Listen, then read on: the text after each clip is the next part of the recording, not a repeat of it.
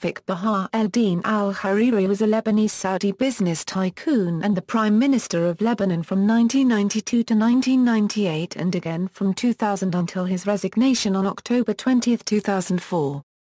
He headed 5 cabinets during his tenure. Hariri dominated the country's post-war political and business life and is widely credited with reconstructing Beirut after the 15-year civil war. Hariri was assassinated on February 14, 2005 when explosives equivalent to around 1,800 kilograms of TNT were detonated as his motorcade drove past the St. George Hotel in the Lebanese capital, Beirut. The investigation, by the Special Tribunal for Lebanon, into his assassination is still ongoing and currently led by the independent investigator Daniel Bellemare. In its first 2 reports, UNIIIC indicated that the Syrian government may be linked to the assassination. Defense lawyers tasked with prosecuting those responsible for the 2005 bombing said they had received evidence linking Bashar Assad's phone to the case. Hariri's killing led to massive political change in Lebanon, including the Cedar Revolution and the withdrawal of Syrian troops from Lebanon. Early life and education. Hariri was born on November 1, 1944 to a modest Sunni Muslim family, along with 2 siblings in the Lebanese port city of Sidon. He attended elementary and secondary school in Sidon, and graduated in business administration at Beirut's Arab University. In 1965, Hariri left his home and went to Saudi Arabia. There, he earned from teaching for a short period of time, later shifting to the construction industry. In 1978, he gained Saudi Arabian citizenship, in addition to his Lebanese citizenship. In 1969, Hariri established Seconist, a small subcontracting firm, which went out of business soon. He then went in business with the French construction firm Wajah for the construction of a hotel and tour unregistered trademark if, Saudi Arabia, the timely construction of which brought him in good graces with King Khaled. Hariri took over Wajah, forming Saudi Wajah, which became the main construction firm used by the Saudi royal family for all of their important developments. As a result, only a few years after his first contract with King Khaled, Hariri had become a multi-billionaire. Having accumulated his wealth, Hariri started a number of philanthropic projects, including the building of educational facilities in Lebanon. His first initiative in Lebanon was the Islamic Association for Culture and Education, which was founded in 1979. The association was later renamed the Hariri Foundation. Hariri became progressively more embroiled in politics. His appeals to the UN and services as an emissary to the Saudi royal family won him international recognition on the political stage for his humanitarian efforts, but also slowly caught him in the web of Lebanese politics. In 1982, he donated $12 million to Lebanese victims of the 1978 South Lebanon conflict and helped clean up Beirut streets with his company's money. After the conflict, he acted as an envoy of the Saudi royal family to the country. He laid the groundwork that led to the 1989 TAIF Accord, which Saudi Arabia organized to bring the warring factions together. TAIF put an end to the civil war and paved the way for Hariri to become prime minister. Political career. Hariri returned to Lebanon in the early 1980s as a wealthy man and began to build a name for himself by making large donations and contributions to various groups in Lebanon. However, he continued to serve as a political advisor to Prince Bandar bin Sultan in 1983. He was implanted as the Saudi's strongman following the collapse of the PLO and the paucity of any viable Sunni leadership in the country, as well as a response to the rising power of the Shiite militia Amal. As a former Saudi diplomatic representative, he played a significant role in constructing the 1990 TAIF agreement that ended Lebanon's 16-year civil war. In 1992, Hariri became the first post-Civil War Prime Minister of Lebanon under President Elias Rawi. Hariri put the country back on the financial map through the issuing of Eurobonds and won plaudits from the World Bank for his plan to borrow reconstruction money as the country's debt grew to become the largest per capita in the world. His first premiership lasted until 1998, and Hariri was replaced by Salim Hoss as Prime Minister. In fact, as a result of the power struggle between Hariri and newly elected President Permel Mal-Laoud, he left office. In October 2000, Hariri was again appointed Prime Minister, replacing Salim Hoss, and formed the cabinet. In September 2004, Hariri defended UN Security Council Resolution 1559, which called for all remaining foreign forces to withdraw from Lebanon. On October 20, 2004, his second term ended when he resigned from office. Omar Karami succeeded him as Prime Minister. 1992 to 1998 Economic Political Policies. Hariri implemented an aggressive new economic policy.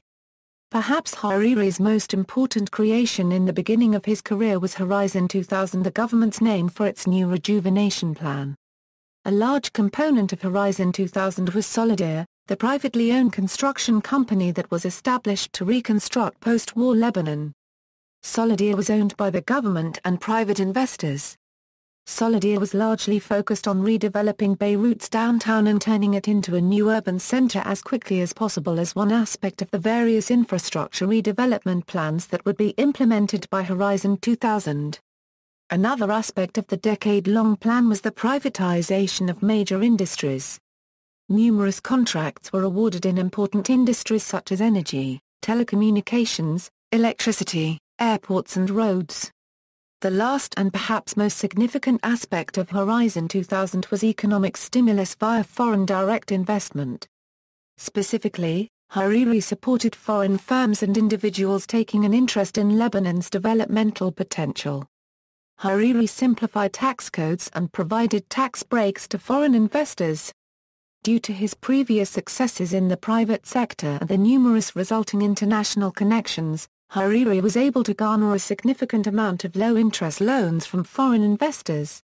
Hariri also pursued aggressive macroeconomic policies such as maintaining strict regulations on bank reserves and interbank interest rates to curb inflation and raise the value of the Lebanese pound relative to the dollar. Hariri's economic policies were a remarkable success during his first year in office.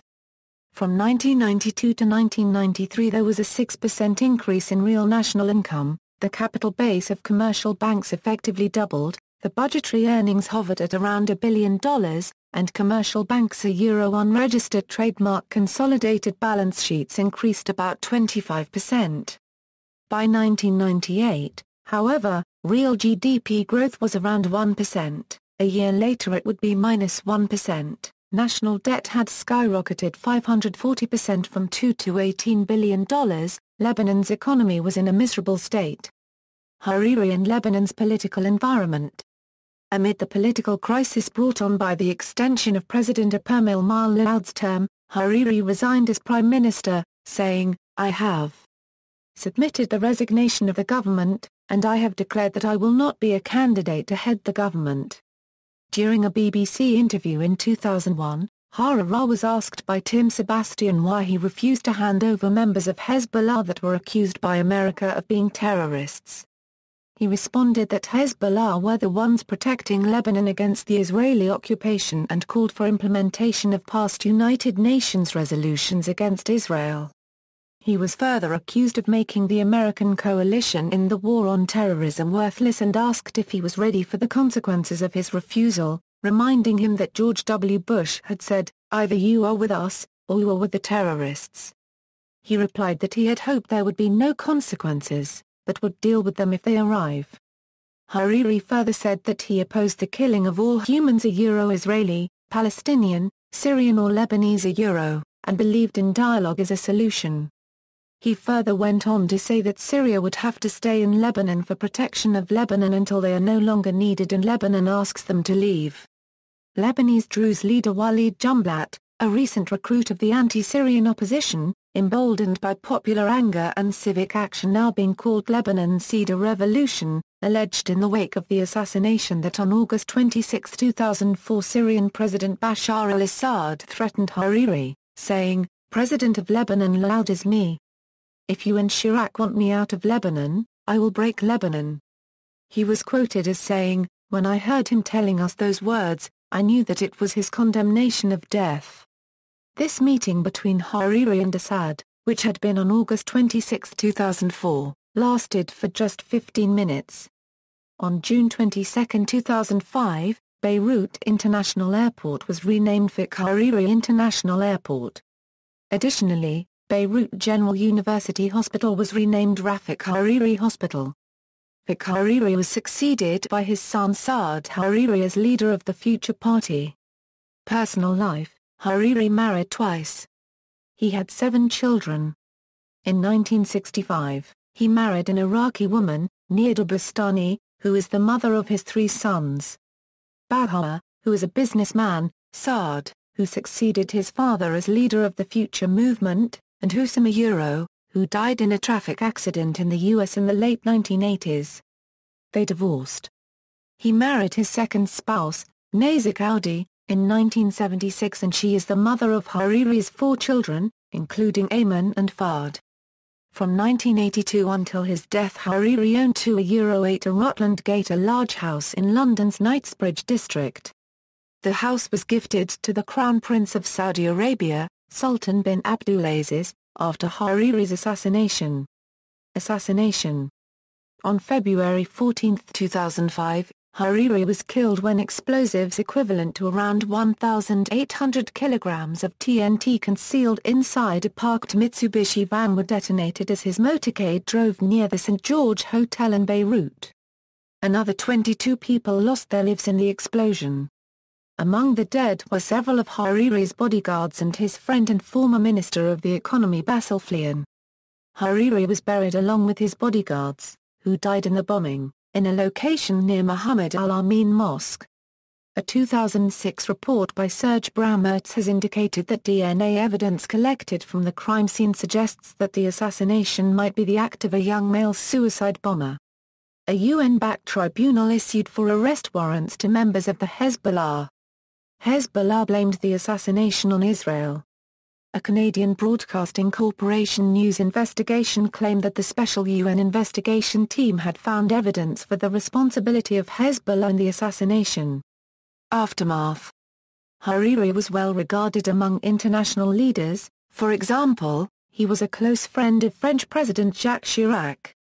Chirac was one of the first foreign dignitaries to offer condolences to Hariri's widow in person at her home in Beirut. The Special Tribunal for Lebanon was also created at his instigation. Syria was initially accused of the assassination, which led to the withdrawal of Syrian troops from Lebanon following widespread protests. Major General Jamal El-Sayed, then head of Lebanese General Security, Brigadier General Mustafa Hamdan, Major General Ali Houj and Brigadier General Raymond Azar were all arrested in August 2005 at the request of German prosecutor Dietlef Michelis, who was carrying out the UN investigation about the assassination. Sayed was one of the persons who decided to assassinate Rafic Hariri according to a leaked draft version of the Michelis report, along with other Syrian high-rank intelligence and security officers and officials, namely Asf Shawkat, Bashar Assad, Hossam Khalil and Bujat Suleiman. However, later reports about the assassination did not repeat the allegations against Jamal El-Sayed and other 3 Lebanese generals. 4 Lebanese generals were held in Remy prison, northeast of Beirut from 2005 to 2009. They were released from the prison due to lack of evidence in 2009. Following Hariri's death, there were several other bombings and assassinations against minor anti-Syrian figures. These included Samir Kassa, George Hawi, Gibran Touani, Pierre Mjemail, Antoine Ghanem and Walid Edo.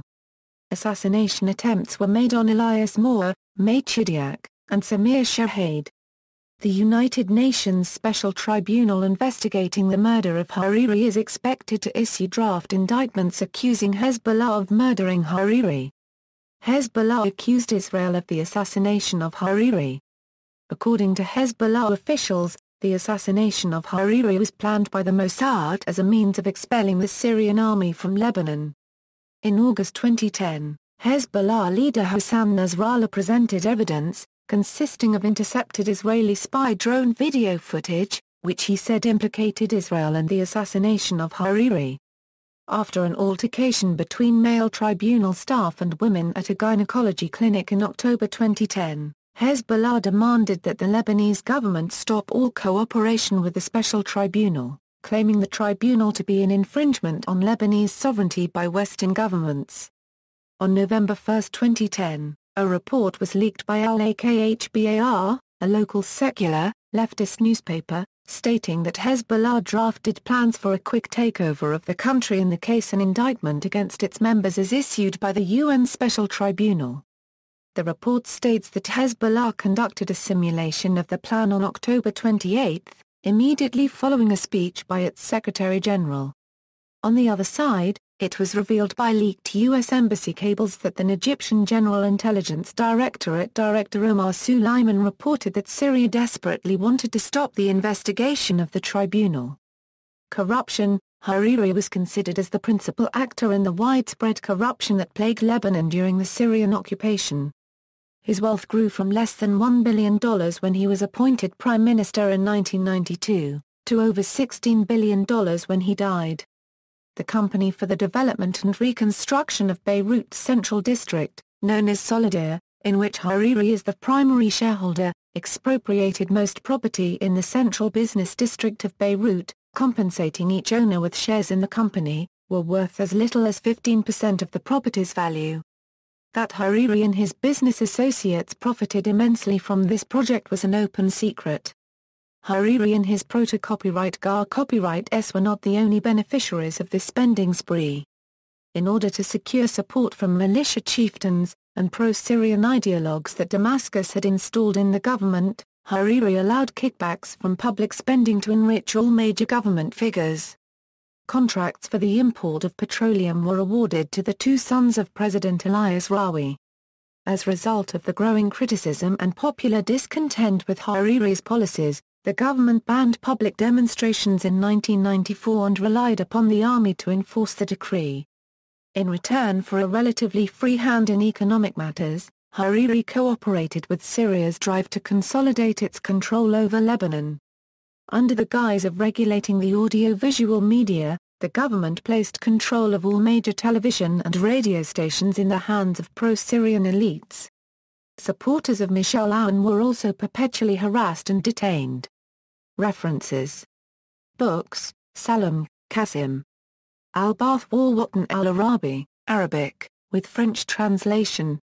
Paris, EMA. ISBN 2-86584-003-4. External links. Rafic Hariri official site with news, video, press releases, speeches, statements, government policy, cabinet decisions and UN resolutions, appearances on C-SPAN. Rafic Hariri collected news and commentary at Al Jazeera English, Rafic Hariri collected news and commentary at the Jerusalem Post, Rafic Hariri collected news and commentary at the New York Times, works by or about Rafic Hariri in libraries, Rafic Hariri at DMOZ, print articles, family of slain Lebanese leader demands probe into killing the Associated Press New York Times February 17, 2005, death of businessman by a Jami, Fuad The Wall Street Journal February 17, 2005 page A12.